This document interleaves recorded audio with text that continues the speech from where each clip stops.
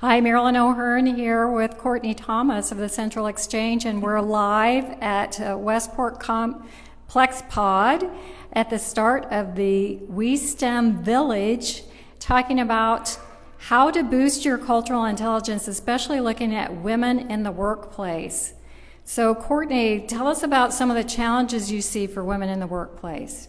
First and foremost, I think one of the largest challenges that women face is having the same opportunities as men. We talk about wage parity, gender disparity, those sorts of things that limit women from achieving the goals that they deserve with the same education, the same talent and skills. And it's all about raising awareness to help create change. The more we can make people aware of the problem, the more people will be motivated to be a part of the solution.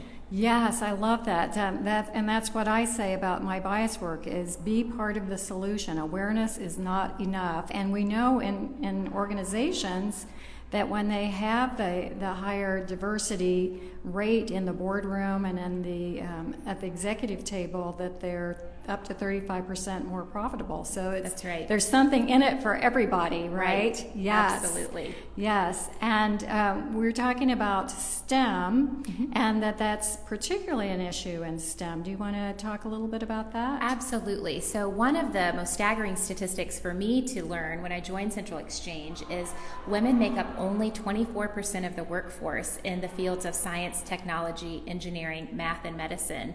And you take that one step further when you think of those women mid-career, half of them step away from the STEM field. And we'd really love to understand more about why.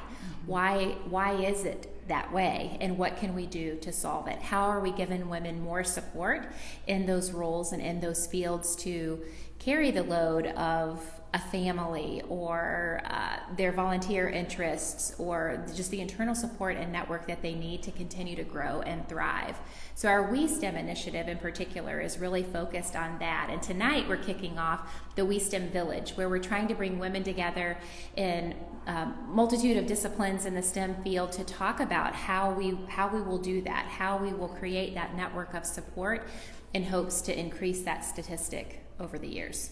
Yeah, that sounds fabulous. And again, that's going to benefit everyone, because when the organization has that higher diversity and women are welcomed, and other diverse, other cultural identities are welcomed, then everybody benefits. That's right. And I know that Central Exchange is a big support, and this is helping women do it from the ground up. So getting together and deciding how they're going to make an impact in this area. Absolutely. Some of the other areas that we are focusing on is how do we bridge the gap in terms of raising awareness to some of the issues that women face. So we know that women make up less than 5% of the CEO roles in Fortune 500 companies. In the state of Missouri, women earn 78 cents to the dollar compared to men.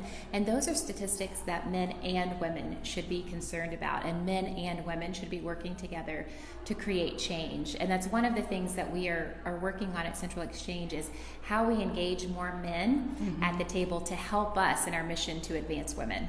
I love that. And I did a program a few weeks ago on Me Too, What Will You Do? And it talked about some of the men's groups and what they were doing in that regard. And I know in organizations sometimes people can see the disparity and see the problems and want to do something about it, but they're not sure how to have that conversation. And I did another video on that, how to have those tough conversations so that you can join together and make the impact.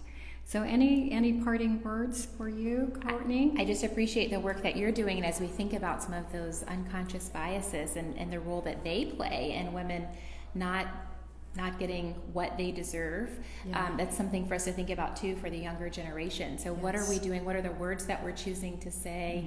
The phrases that we're saying, you throw like a girl, or big boys don't cry. Those kinds of things really shape where the future goes around leadership. And we as parents, we as people who care about children, we all play a role in helping to end those kinds of things. Yes, yes, and so that's something for you all to think about too, is what is it that you will do? And there, even I know some CEOs have gotten together as a group and are taking a pledge to have more diverse organizations. They're having a meeting in New York this fall. I'll post that information as well. So, but in Kansas City, it's the Central Exchange. Thank you so much, Courtney. Thank you, Marilyn.